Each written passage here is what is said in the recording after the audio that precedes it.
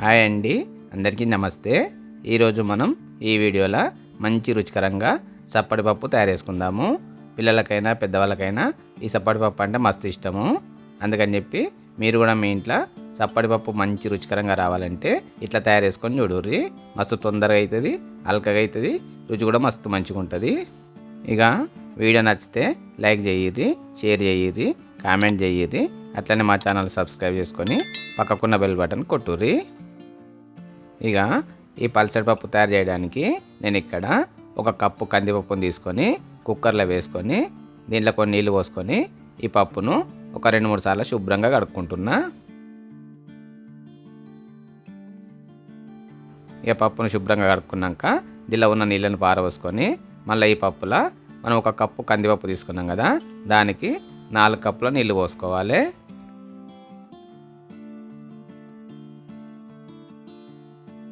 ఇక నీళ్ళు పోసుకున్నాక పావు చెంచాడు పసుపు, 2 చెంచాల నూనె కూడా వేసుకొని కుక్కర్ మీద మూత పెట్టుకొని ఈ కుక్కర్ను స్టవ్ మీద పెట్టుకోవాలి.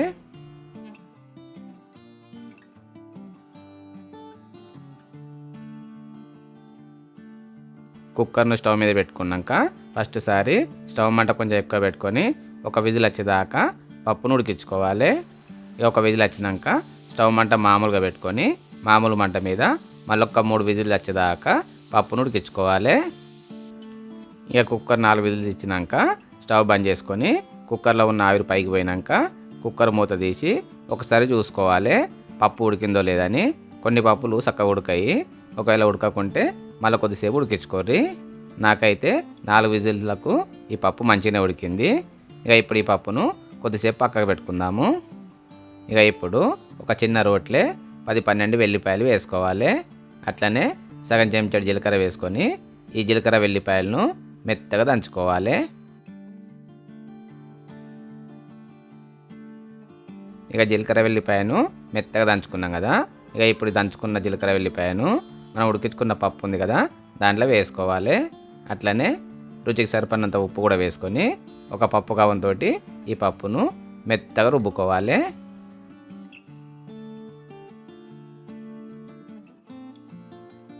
ఇక పప్పును మెత్తగా రుబ్బుకున్నాం కదా, రుబ్బుకొని కొద్దిసేపు పక్కకు పెట్టుకోవాలి.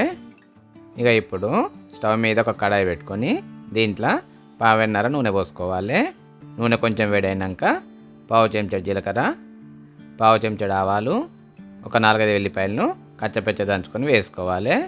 అట్లనే ఒక 5-6 ఎండుమిరపకాయ ముక్కలను కూడా వేసుకొని తక్కువ మంట మీద వీటిని దూరగా వేపుకోవాలి. ఇవి దూరగా వేగినాక కొంచెం కరివేపాకు కూడా వేసుకొని కరివేపాకును కూడా దూరగా నూనెలో వేగనియాలి. ఇక కరివేపాకు కూడా వేగినాక చిటికెడంత పసుపు కూడా వేసుకొని పసుపును కూడా వేపుకోవాలి. ఇవన్నీ మంచిగా వేగినాక ఇప్పుడు దీంట్లో మనం రుబ్బుకున్న పప్పు ఉంది కదా ఆ పప్పును వేసుకోవాలి. పప్పును వేసుకున్నాక సన్నగా తరిగిన కొంచెం కొత్తిమీర కూడా వేసుకొని ఇవన్నీ మంచిగా కలిసిపోయేటట్టు ఒకసారి కలుపుకోవాలి. చూసారు కదా, మనకు పప్పు రెడీ అవుతుంది. ఇక అన్నిటిని కలుపుకున్నాక పప్పు ఎంత పలసగా ఉందో చూసుకోవాలి. దాన్ని బట్టి స్టవ్ మంట ఎక్కువ పెట్టుకొని ఈ పప్పును 1 నిమిషం పాటు ఉడికించుకోవాలి. ఈ 1 నిమిషం ఉడికినాక మళ్ళీ ఒకసారి పప్పును చూసుకోవాలి మనకు సరిపోయినంత చిక్కగా ఉందా లేదా అని. ఒకవేళ మనకు సరిపోయినంత చిక్కగా ఉంటే స్టవ్ బంద్ చేసి దించి పక్కకు పెట్టుకోవాలి. ఒకవేళ ఇంకా కొంచెం చిక్కగా కావాలనుకుంటే స్టవ్ మంట కొంచెం తక్కువ పెట్టుకొని మనకు సరిపోయినంత చిక్కగా వచ్చేదాకా పప్పును ఉడికించుకొని దించి పక్కకు పెట్టుకోవాలి. ఇంతే, మనకు మంచి రుచికరమైన పల్సటి పప్పు తయారైపోయింది. చూసారు కదా, పల్సటి పప్పు ఎంత అల్కగా తొందరగా మంచి రుచికరంగా తయారైందో. మీరు కూడా మీ ఇంట్లో ఒకసారి ఈ పల్సటి పప్పు తయారు చేసుకొని చూడుర్రి, మస్తు మంచిగా ఉంటుంది. ఇక పిల్లలు అయితే ఒక్కసారి తింటే మళ్ళీ ఇదే కావాలంటారు, అంత మంచిగా ఉంటుంది. మీరు కూడా మీ ఇంట్లో ఒకసారి ఈ పప్పును తయారు చేసుకొని చూడుర్రి.